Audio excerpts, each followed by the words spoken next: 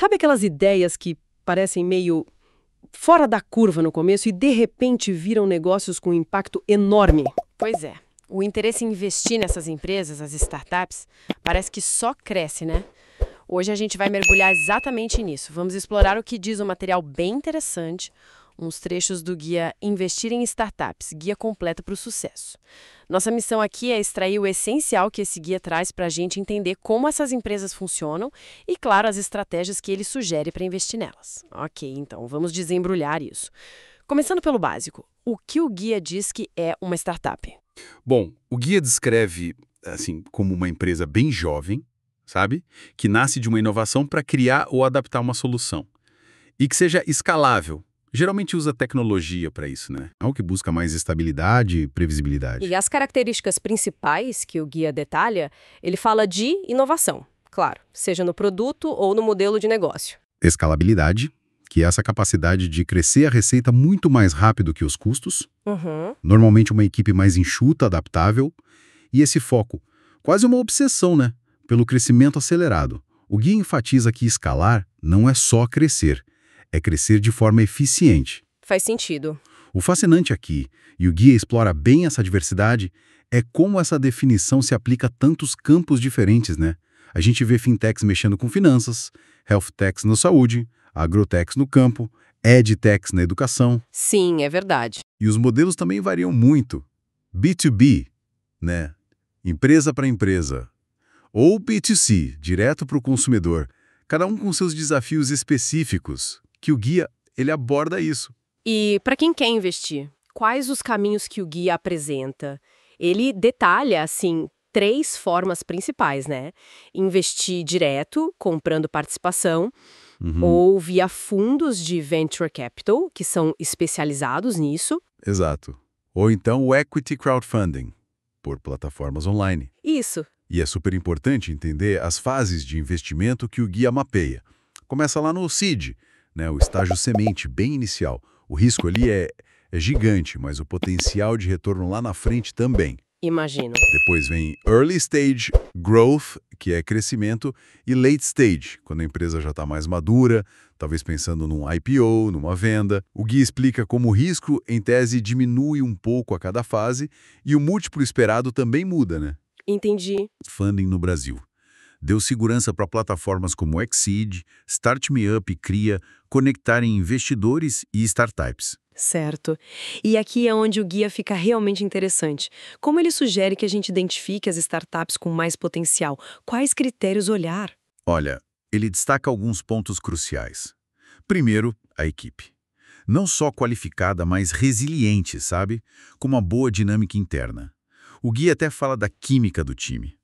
Interessante isso. Depois, o produto ou serviço. Tem que ter sinais claros de validação pelo mercado. Ou seja, resolve um problema real, né? As pessoas querem aquilo. Faz sentido. O modelo de negócio precisa ser escalável, comprovadamente. E, claro, o tamanho do mercado que a startup pode atingir. Tem que ser grande o suficiente para justificar o potencial de crescimento. Mas, e os riscos? O guia deve falar bastante disso, né? Com certeza. Dedica bastante atenção.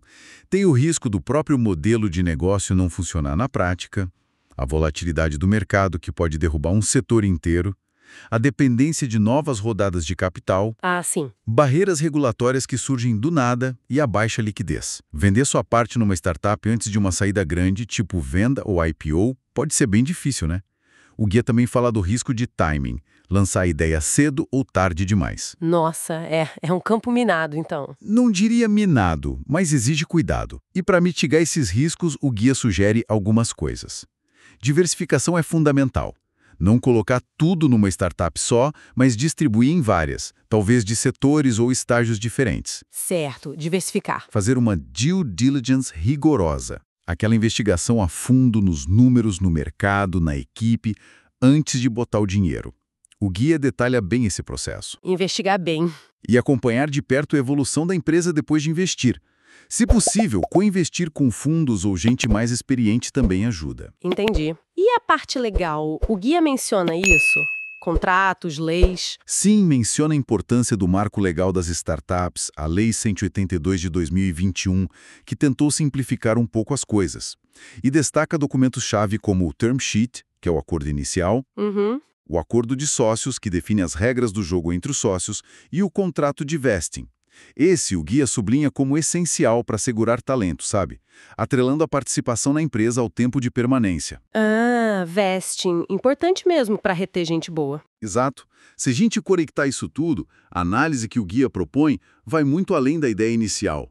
Tem que olhar métricas. Tipo quais? Ele dá exemplos como MRR, a receita recorrente mensal, para modelos de assinatura, o CAC, custo de aquisição de clientes, e o LTV, o Lifetime Value, quanto aquele cliente gera de valor ao longo do tempo. CAC e LTV, sempre ouço falar. Pois é, o guia mostra como a relação entre eles, CAC e LTV, diz muito sobre a saúde do negócio ao longo prazo.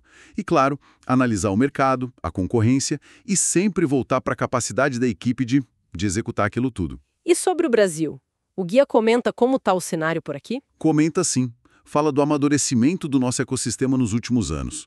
Setores como fintechs, healthtechs, agrotechs têm se destacado bastante, atraindo um volume legal de investimento, segundo os dados que o guia traz. Que bom ver isso crescendo. E comparando com investimentos tradicionais, tipo ações ou renda fixa, o guia é claro.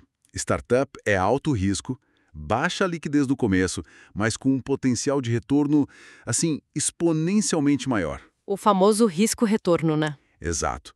Investimento tradicional geralmente oferece mais segurança, previsibilidade, facilidade para vender. O guia sugere que startup seja só uma parcela do portfólio, sabe? Adequada ao perfil de cada um. Então, o que tudo isso significa na visão do guia? Para quem é esse tipo de investimento?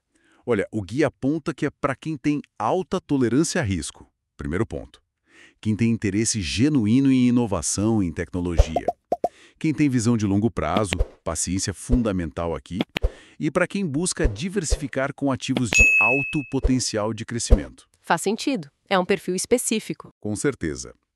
Concluindo, o guia deixa claro que investir em startups pode ser uma jornada fascinante, sim, e com potencial de retorno financeiro alto. Mas, olha, não é simples.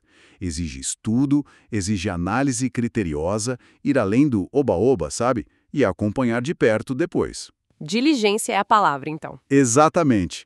E fica uma reflexão final, algo que o guia sugere nas entrelinhas. Além dos números, da planilha, como que a escolha de investir numa startup específica pode refletir um alinhamento com valores pessoais, ou aquele desejo de apoiar um tipo de solução, uma visão de futuro que a pessoa acredita. Qual critério, não financeiro, pode pesar na decisão? Fica aí para pensar.